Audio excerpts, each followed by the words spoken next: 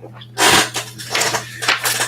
right, what is up, sports fans? Anthony with Bleacher Bums Gaming, and we are going to get our first look at the prototype of what I've decided will be the next Glory Days games release, and that will be college football. So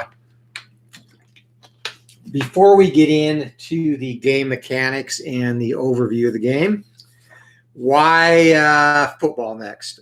When I have a baseball game fully developed and we're basically ready to go, minus the fact I have to rate seasons. But a couple of things came into play here. One, there's a lot of good baseball games out there, and I'm very excited about Glory Days baseball. I like the engine and mechanics I have with that game. But there's been several new games released in the last year. Plus, you have your standard old guard APA, Status Pro, the new version, of course, Strat-O-Matic, and some wonderful games that have been around a few years, Inside Pitch, Fall Classic, and of course, Payoff Pitch. So there's a lot of baseball games out there, and while Glory Days baseball will eventually release, I want to have a few seasons rated before I do release that game, and rating seasons takes time. I've also got some things I want to work out in terms of printing and the format that I'm going to offer the game in. So that being said, I just wanted to put that on the back burner. Glory Days boxing, obviously, I have one more set to release there to complete the original 8, and that's the flyweight set. There's also already a couple of supplemental sets out, the second heavyweight set, and then, of course, a mixed set, which just released a couple of weeks ago. So for Glory Days boxing, I'm going to, after the flyweights, not focus on new sets for that game for a little bit. Give me a chance to get this game honed in and spend more time rating teams, and also finalizing and honing in the mechanics for the college football game. I'm also going to do some free stuff for Glory Days boxing, ratings helper. I'm going to introduce some cornermen, and basically some, I guess, career type module things, which again will all be free. So that being said, college football, there's really not a lot on the market for college football games. Willy-Nilly is out there, which appears to be a pretty good game. Strat-O-Matic has a college football game, which I believe is out of print, but you can still get a version of the game in old teams. And then beyond that, it's the pickings are pretty slim overall. Second season football has some college teams you can get, and then Grid Zone, which is a good, excellent football adaptation by Gary Brown. You can rate college teams for that game, which I've done. So I just felt there was a little more of a open niche, I guess, for a college football game. So that's what I decided to focus on for my next release. And Bob B and RF Ron and BR Wells have joined us. Thank you very much, guys.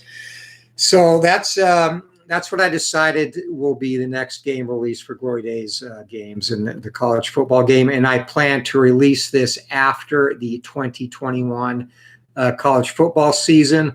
I will be rating the 2021 teams, and they will be in the first release. Then after that, I'll go back and do some historical teams. And I just felt that was better to do 2021 because 2020 season was, with the pandemic, was basically a cluster F. A lot of teams did not get complete seasons, and it was just not the normal college football season, obviously. So we'll start with 2021. But for my testing and for my showcasing of the game, I'll be using 2020 teams, and got a couple of those tonight. So first of all, I want to explain the theory behind the football game. So with Glory Days boxing, I tried to design that to be as open-ended and adaptable, so that you can incorporate house rules and, basically a flexible game that the users can tinker with. Glory Days boxing has a lot of optional rules, and I wanted to continue that same theme with Glory Days college football. So it's basically, if you want to play out every snap of a college football game, which might take you an hour and 20 minutes, hour and 30 minutes, you can do so. I also have a hybrid version, which let My dog is choking behind me. Sorry. I also have a hybrid version where you simulate a portion of a drive and then you jump into the play-by-play mode, which very similar, I guess, to Second Season Express, where it takes away a good chunk of the playing time and lets you focus more on scoring opportunities, red zone opportunities, that type of thing. So that greatly cuts the game time down, and you can get a game there done. I'm shooting for about 35 to 40 minutes. And 1 sec, sorry.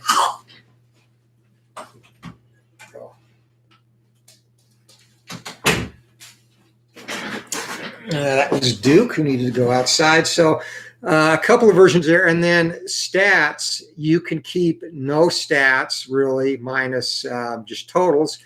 Probably get done with a game using the hybrid method in about 30 minutes. You can incorporate as much as you want. Even using the hybrid method, I have charts where at the end of the game, you can break down and do complete stats for the entire team based on percentages. So really, the goal again is to make the game adaptable to your play style. Some people like to play faster, some people like to play every play. So that's kind of the goal there. And I think at this point I have incorporated a bunch of different ways to play the game depending on again what your preference is. So that's a overview of it. Richard Butler, welcome, buddy. And this is and I'm actually going to go back. I'll probably at some point even have some teams from like the 50s and 60s in there too, Bruce. So definitely going to incorporate history into the game. So let's talk about the cards, and these are the team cards. So, of course, my BYU Cougars here. So teams are rated. You have a team offense and team defense rating. Drives per game. And again, another thing that will be different about this game is the timing will not be ticking off boxes for 30 seconds, 40 seconds, whatever for plays. Each team will get X number of drives a game. So basically, this is how many BYU gets, 10, plus they get a 2-minute opportunity at the end of the game if it's a 7-point game.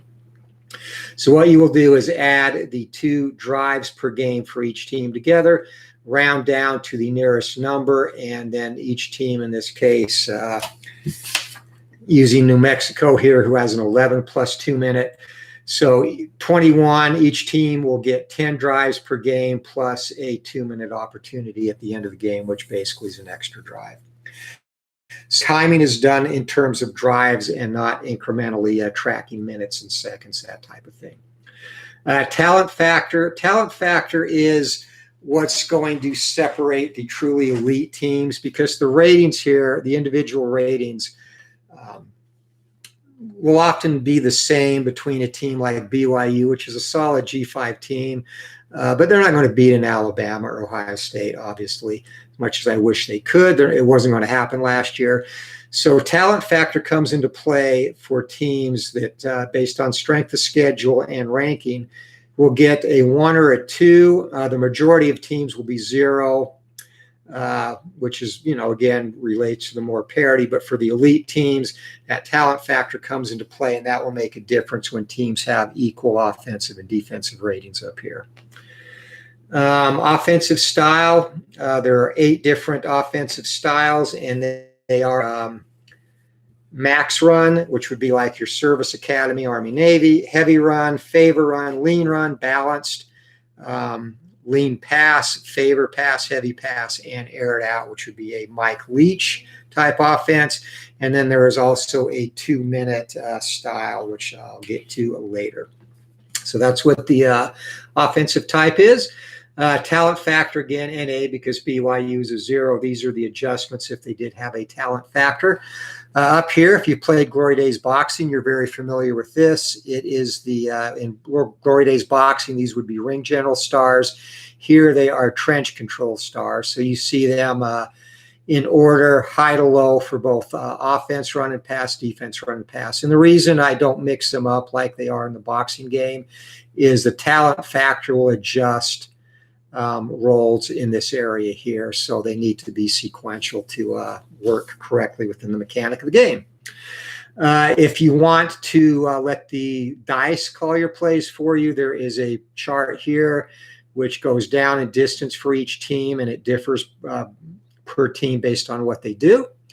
So the 1d10 will tell you what the play is based on the down and distance situation, or you can call plays if you want to run one of the teams. You can call your own plays and let the dice call the plays for the other team, or you can call plays for both teams. Again, that's part of the flexibility I want to incorporate.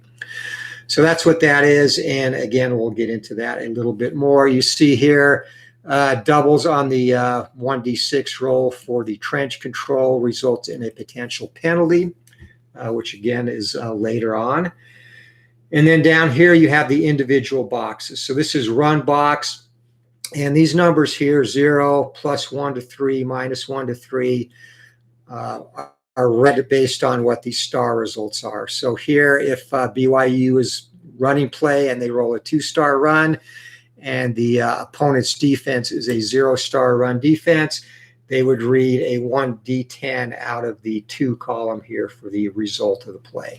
And it's weighted better for 3 and worse down to -3.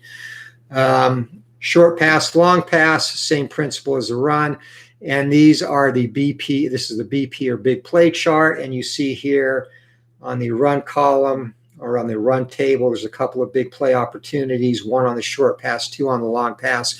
When those come up, you get the actual yardage result based on an even or odd number on the 1d6 and then a 1d10 in these columns here.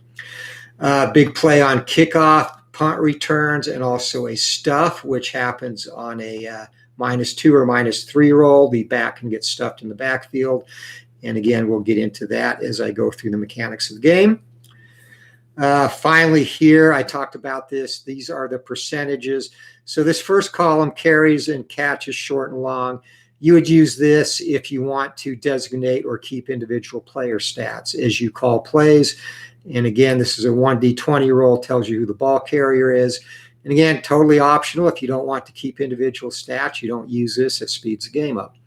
If you're using the hybrid system where you simulate part of the drive with a single dice roll, at the end of the game, you would add up all your carries and yardage and then a little bit of math, but then you could assign stats to individual players based on the drives that were not broken down play by play. Same thing with catches. And then for your quarterbacks, completion percentage based on number of passes thrown in the game on a 1d6 roll. And finally here, penalties, which I'll talk a little bit about as we go, and then fumble, interception, and sacks. Finally, at the bottom of the team card, we have our special teams and kickoffs. And again, these are kind of abstract. I had to pare some of this down.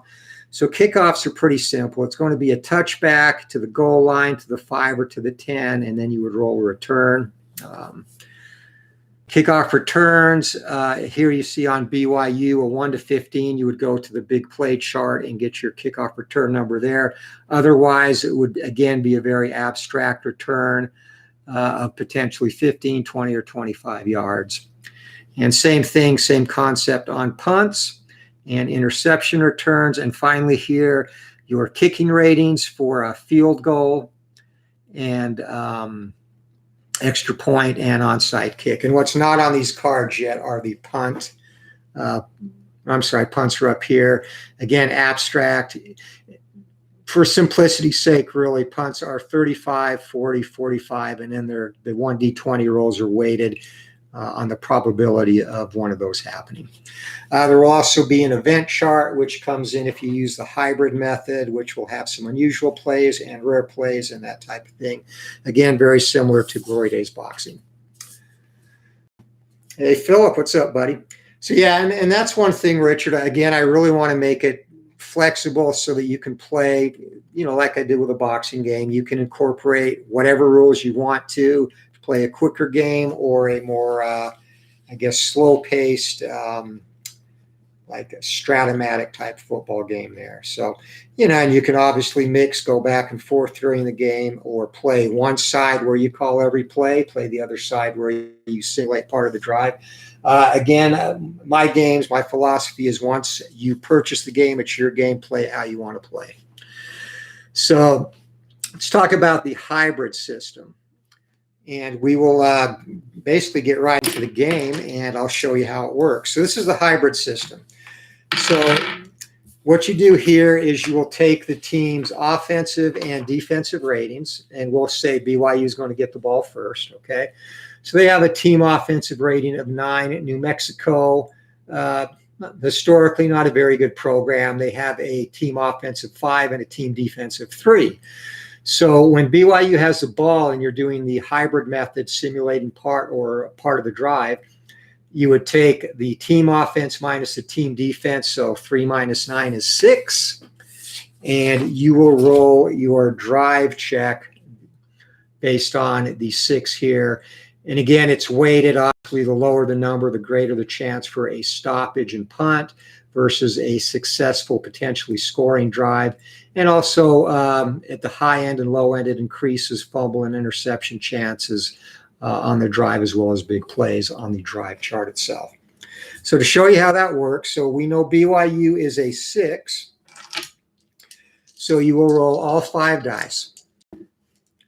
First thing you do is check the 2d10. So we have a 69, and a 69 on a roll of 6 is going to be a drive, so we have a potential scoring opportunity. Next thing you do is go here on the drive chart. This is, look at the red die, it's even. And then you look at the 1d20. So even 5, and on the drive chart, that is going to be 50 yards. So BYU's first drive until we jump in to the play-by-play mode is going to be 50 yards. So we'll say they started on the 25, right?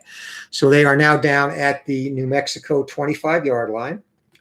And then to get the number of plays up to this point on the drive, you look at the blue dice and go down here on the drive chart. BYU is balanced, and it is a 50-plus yard drive. So you look at the number 1, and it is going to be 3 runs and 4 passes. So 7 plays got us to that point. And again, that is only necessary if you're going to go back at the end of the game and assign individual stats based on these partial drive numbers that you generate here.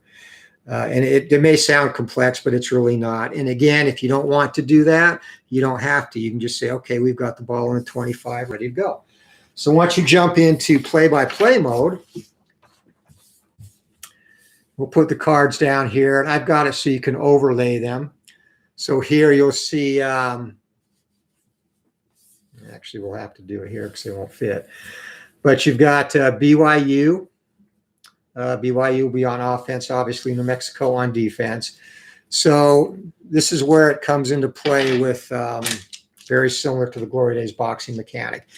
And again, if you want to call your own plays, run or pass, do not roll the black 1d10.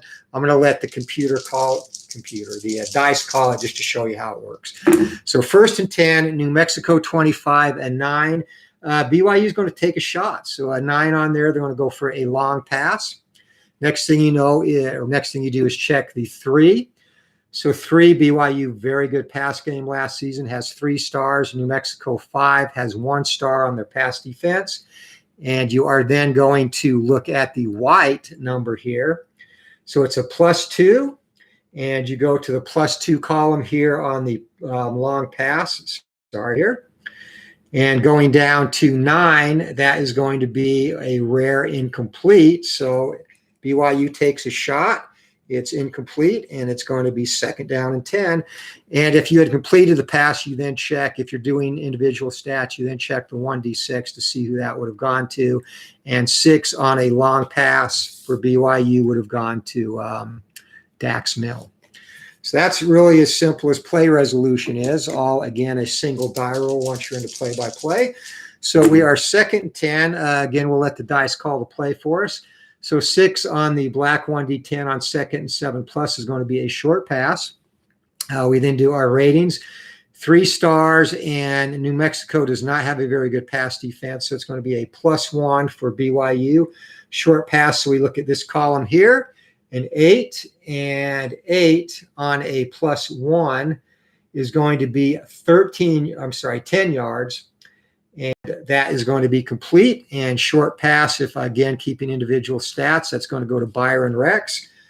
So that is a 10-yard gain, first down at the 15. So that's how it works. First and 10 from the 15 now, BYU. Zach Wilson brings them up to the line. And play call here, we're going to ground it out here now that we're close to the goal line. So first down, 3 on the black D10 black D10 is a 3, so that's a run play. So we check our run ratings. BYU unfortunately rolls a 6, so that's a 0. New Mexico rolls a 5. They have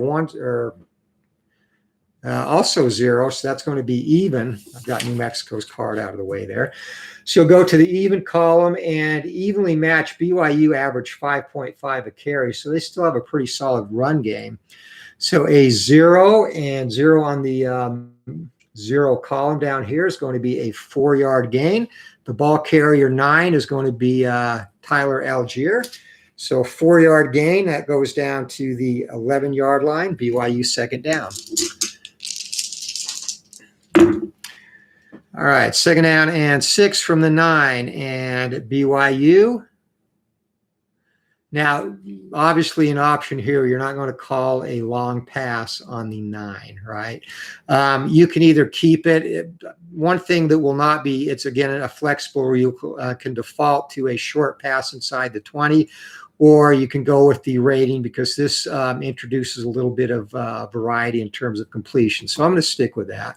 So we'll say it's a long pass, and that is going to go to 6s for both, so it's a 0. Long pass 0 and a 4 on the white die, and that would be a 19-yard gain. And again, we're not going out the back, so we'll say completion right at the back of the end zone. And 6, the recipient of that is Dax Mill, and that is going to be a 9-yard touchdown pass. And BYU has taken a 6-0 lead. We know that they do not miss on extra points, so that's a given. So BYU up 7-0, and we'll do one possession for New Mexico, and then talk a little bit about some of the other things. So BYU scores on their first possession there, which should be expected since they are the superior team, I would hope. For kickoffs now, we're going to roll the 1D20, and that's a 12, and that's going to go to the goal line. So New Mexico now is going to return this. And you see their kickoff returns here. 13, and 13 is going to be a 15-yard return. So New Mexico, they will start their portion of the simulated drive from the 15. So that's where we'll go. So again, using the hybrid chart, roll all the dice. So 38. BYU's defense is an 8. New Mexico's offense is a 5. So it's going to be a -3. So 38, 0 to 38, and we get it right on the cusp. That's going to be a punt by New Mexico, so they're not even going to get to jump into a play-by-play situation. We then go to the red. It's an even red. So we come to the punt chart here, and then look at the 1D20, 18. And they're going to get 26 yards out of the drive before they have to punt. So that is going to take it to their own 41. And again, you only have to do this other part if you are keeping individual stats. New Mexico, they have a lean run offense. So you look at the lean run chart, they went 26 yards. I'll show you right here. And you then look at the blue 1D6, 26 yards. So it's going to be 3 runs and 2 passes, and they're going to have to punt now.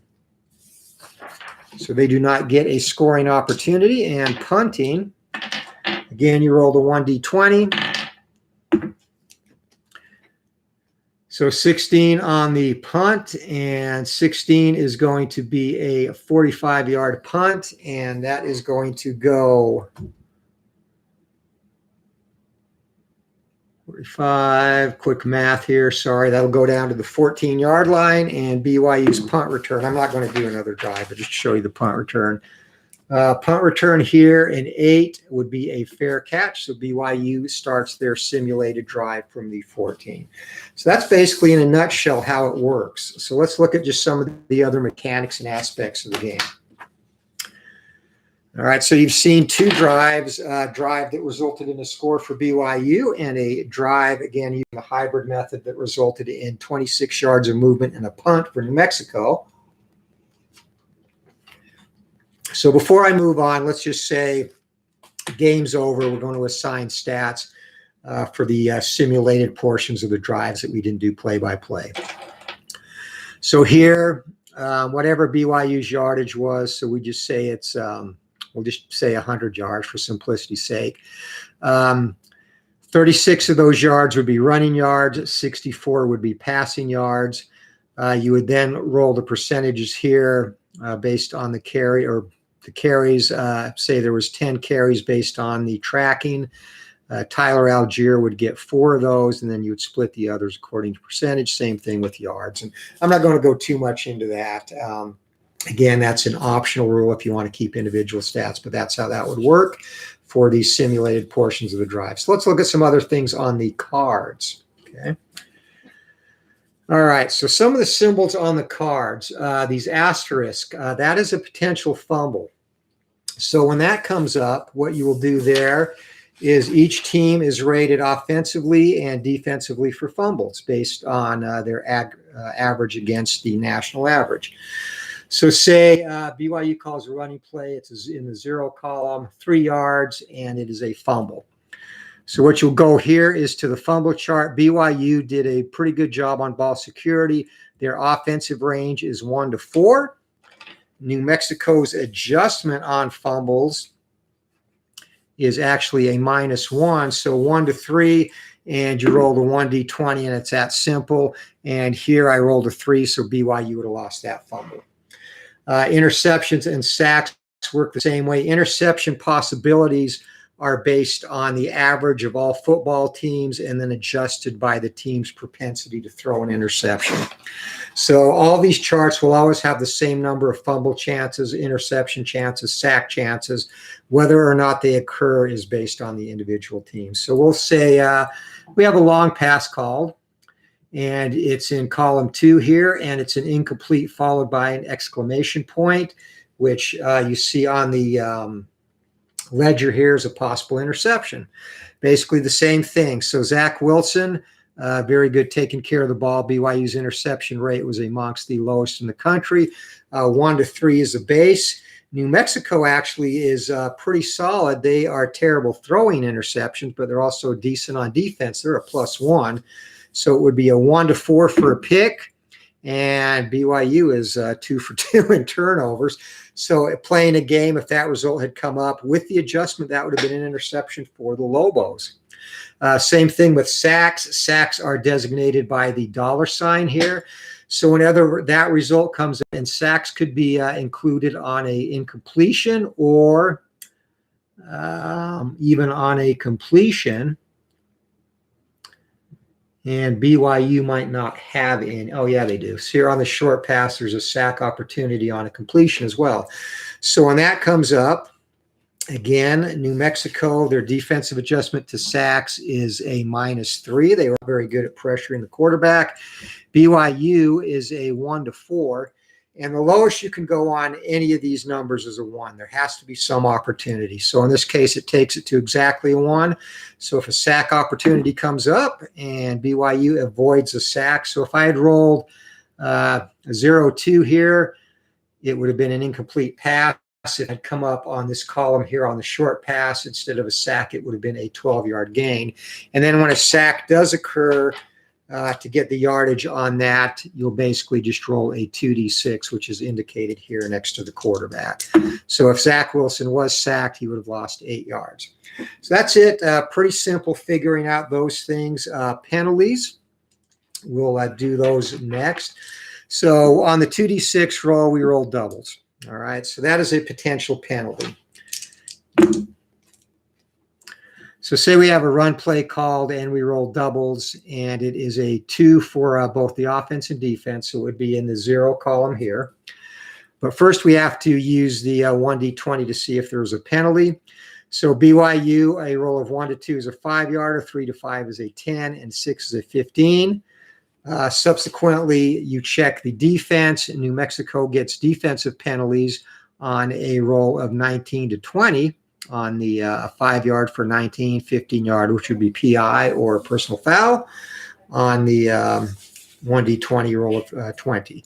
So here it's a 13, so there is no penalty. You just go ahead and proceed and resolve the play. If it had been a penalty, you would still resolve the play, and then you would get the opportunity, defense or offense, to decide whether you wanted to take the play or the penalty. So let's simulate that. So we will say this is a 4, which is a potential 10-yard penalty, holding penalty. All right, so roll of 7 on a 0 on the run column using that same result. That is a 5-yard gain. And then we have a potential holding penalty. Obviously, there, New Mexico is going to take the 10-yard holding penalty. And so it would then be first down and 20. So that's basically how all the nuances and all the additions of the game work. Again, pretty simple, pretty straightforward. And just to recap, you could totally ignore the drive chart here and just call play-by-play and do the entire game that way, or again, use the hybrid chart as much or as little as you want it to. So that's kind of a very high-level overview of all the mechanics and all the different results that can occur incorporating penalties, turnovers, sacks, all that good stuff, special teams as well. So that's basically it, a look at Glory Days college football, which again will be released after the 2021 season. And Richard, since it's based on possessions drive, how do you keep track of quarters? Okay, excellent question. Excellent question. So basically the way it would work there is you divide the drives evenly per quarter. So using these 2 teams as an example, they would each have 10 drives per game. So that's 20 for the game. So basically it would be 5 a quarter. So it would go, if BYU had the ball first, they'd get 3 drives in the first quarter, New Mexico 2. Second quarter, BYU would get 2 drives, New Mexico would get 3, and you would alternate that like that till the end of the game. And then if at the end of the game, the team that was behind by 7 points had the last opportunity, the last drive, you would then do an extra drive for them, and it would be the 2-minute, basically 2-minute drill, and you would go by this 2-minute chart here for resolving plays. So if there is an odd number, say it's a 22, basically you'd start the same way. There it would go 5 plays in the first quarter, 5 drives in the first quarter, 6 in the second. So that each team basically had, there was a total of 11 drives per half. And obviously the team that only had 2 drives in the first quarter would have 3 drives in the third quarter. So that's how those are broken up. And again, I really went back and forth with this timekeeping. I just wanted a way to make timekeeping easier, because that's, I guess, one of the minor gripes I have with a lot of football games is, okay, this is a run play. I mark off 40 seconds. This is an incomplete pass, 10. This is a complete pass, but then there's a first down. So I mark off, 2 spots or 3, whatever. There's 2 minutes left in the game. So I cut that in half. I just didn't want to deal with all that minutia and have the player to deal with all that minutia. So that's how I came up with this system. And, again, I think in my testing so far, it's worked out pretty well and given a very fair and representative number of overall plays per game for the teams involved. So that's your explanation there. So yeah, again, great question, Richard. Thank you. So that's it. If you are not here live for this and you watch this at a later time, please leave comments, suggestions, wants, likes, dislikes, whatever in the comments. Again, the main thing that I really look for is feedback from the community when creating a game. And I definitely have an engine design and an engine that I've envisioned, that will make the game flow. So there might be some things I might not be able to tweak, but there are always things that I can tweak. So I, as always, appreciate feedback from the community. That's basically it. So first look at Glory Days College Football. If you don't mind, drop a like for me, guys, and appreciate you checking it out. Thanks to everyone that joined us. Ron, RF, thank you. Bob B, B.R. Wells and Richard Butler, Philip Reynolds. Appreciate you guys. Hope you all have a great night. Anthony with Bleacher Bums Gaming, and take care.